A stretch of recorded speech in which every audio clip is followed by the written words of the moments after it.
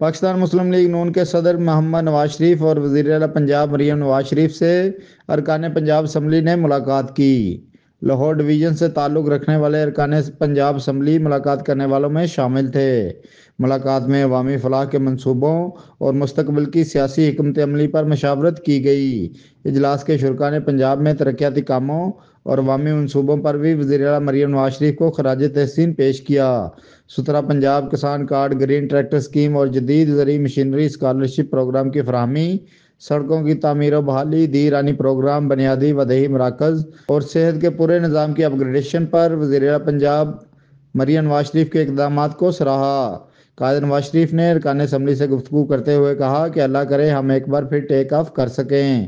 شہباز شریف بہت محنت کر رہے ہیں۔ لاہور اور پنجاب میں بہت عرصے بعد عوام میں خوشی اور اطمینان نظر آ رہا ہے۔ اللہ تعالیٰ کا شکر ادا کرتے ہوئے محنت سے عوام کی خدمت کا سفر جاری رکھنا ہے۔